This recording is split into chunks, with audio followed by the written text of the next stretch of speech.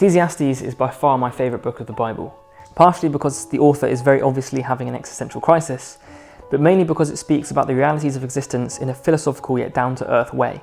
It does not sugarcoat anything, but talks about things as they are. It speaks to both believers and doubters, to all humanity. So let us look at this book and the issue of meaninglessness that it deals with, and let us see if the solution the author offers is of any use. Throughout the video, I shall refer to the author of Ecclesiastes as the author. The book opens, like any good book does, with the phrase "vanity, all is vanity." During my brief stint of learning biblical Hebrew at school, I learned that this translation is somewhat murky.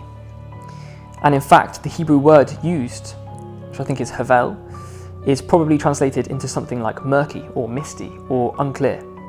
Nothing is clear about life, and like a mist or a vapour, it evaporates easily lost in an instant, and seeming to have little weight to it. The author then tells us why he believes life to be this way. It can be taken from us suddenly without rhyme or reason. We spend hours of the day working for seemingly little purpose. Everything we have or own or enjoy will be taken from us. Everyone we love will die. We too will die. The list goes on. At points it seems that the author has little hope for his future or the future of any person. Life is a game of luck which can end at any moment. Everything that a man can experience does not last, and the author has lived everything there is to under the sun. All the worldly pleasures you can pursue, none satisfy for any length of time. Yet despite our limitations, we have a sense of right and wrong, a sense when things are not right in the world, a sense that things are not as they should be. We have a sense, or perhaps a yearning, for something more. The paradox offered by Ecclesiastes is thus: we live in a world that appears fickle and meaningless, and yet there is a clear sense that there is good and evil, wisdom and ignorance, truth and falsehood. God has put eternity into man's heart. Yet in this world we will die. This is the perplexity that man faces. This is the reason for the terror deep within his heart. St. Augustine saw this more vividly than most, saying that you have made us for yourself, O Lord, and our hearts are restless until they rest in you. Human desire is endless and does not let up. We endlessly desire and never seem fulfilled. One might go as far to concur with the pessimist Schopenhauer and argue that life is like a pendulum that swings between pain and boredom. For Augustine, this ceaseless desire ended in union with God. But the author is more doubtful, even questioning whether being born at all is worth the suffering that we must endure. The ultimate concern and claim of the author is this: there is an inherent emptiness in the pursuit of earthly things. How do we respond to such meaninglessness? What remedy does the author provide, and is the remedy any good? Can the author cure his and our nihilism and answer this paradox? Firstly, there is not a call for a denial of the worldly life, nor for an ascetic ideal. The author urges us to enjoy the fruits of our labour, if we can. Eat, drink, and be merry. We have been put on this earth, and the things within it should be viewed as gifts to enjoy. There is beauty in simplicity, and this concept stirs up a similar feeling to Voltaire's "we must cultivate our garden." The conclusion of the author, just like Voltaire, after much mental strain and distress, is to enjoy your life while you can. Enjoy the work that is given to you. Trying to solve the greatest issues of existence, like the problem of mortality, may only make you miserable. A philosopher may spend his whole life philosophizing, only to realise on his deathbed that it would have been better for him not to have philosophized much at all. Friedrich Nietzsche shared many of the concerns with the author. He saw the nihilism inherent within existence and understood the ultimate futility of human toil. Like the author, he wanted to tackle this nihilism. There is a key difference within his approach. He would refuse acceptance in the workings of a higher power. It is up to the individual to create his own meaning and defy the cold state of the universe.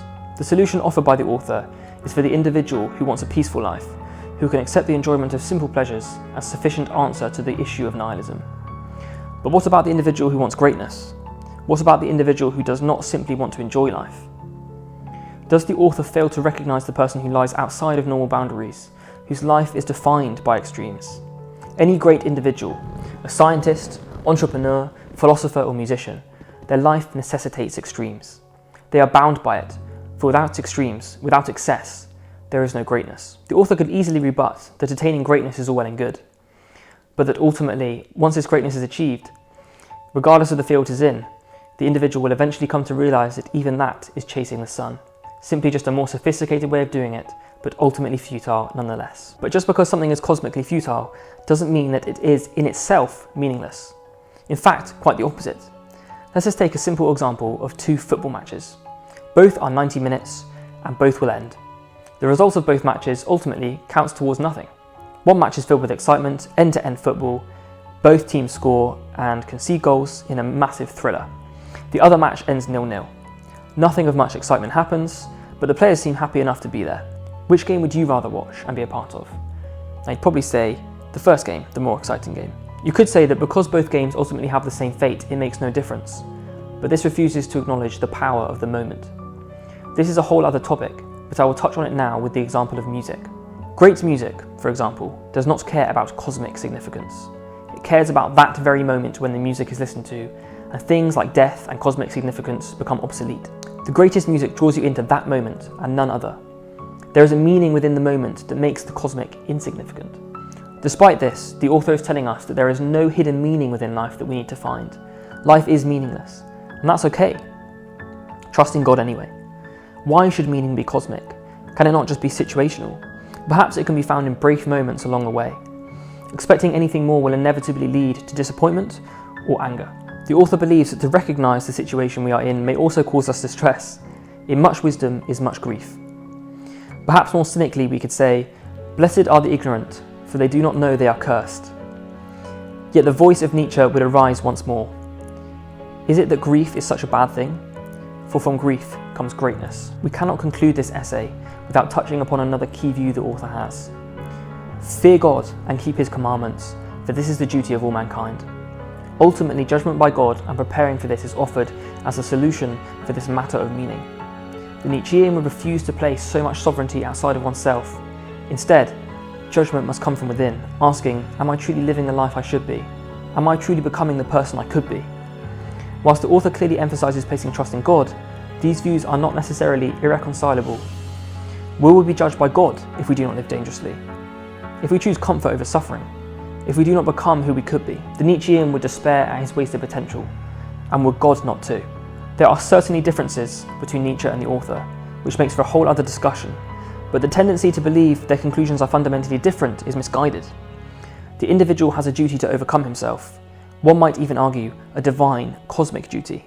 To question everything and to strive to go where no one else has gone before is something few are willing to do, but something that many should undertake. As the author says, God has given this world to us, but it is up to the individual to make something of it. This is the burden placed upon mankind, to forge a path into the unknown. The weak man flees from it, the strong man welcomes it with open arms. The author of Ecclesiastes does not call us to be otherworldly or to reject the world we are currently in, but to grasp and enjoy it whilst we can. In the Fellowship of the Ring, Frodo laments, "I wish the ring had never come to me." This can be aligned to a thought that many may have had when contemplating death and the meaning of life. I wish I'd never even thought about this, or perhaps even, I wish I hadn't been born. In Ecclesiastes itself, the author laments, the dead who had already died are happier than the living who are still alive. But better than both is the one who has never been born, who has not seen the evil that is done under the sun. And like Frodo, it is possible to see all of the evil within the world and to struggle to see any good. This was the despair of Frodo. He took on a task that caused suffering to himself and all those around him, and the possibility of overcoming this evil was minute. And yet, Gandalf replies to him with a certain optimism which mirrors the conclusion of the author. All we have to decide is what to do with the time that is given to us. There are other forces at work in this world, Frodo, besides the will of evil. Forces which may be difficult to see at times, but forces that do exist. Even Nietzsche stated that what is done out of love is beyond good and evil. We know, of course, that Frodo does eventually destroy the ring, and evil is destroyed once and for all, but only after great pain and loss. But at the time of his doubt, he had no way of knowing what would happen. Like us in our miserable state of unknowing, we do not know what will happen to us. All we can do is live and hope that our doubts will be quelled once and for all in death, or even something greater. Whether the paradox we endure is solved is not up to us, for there are other forces at work in this world. We can only make do with what is given to us and strive onwards.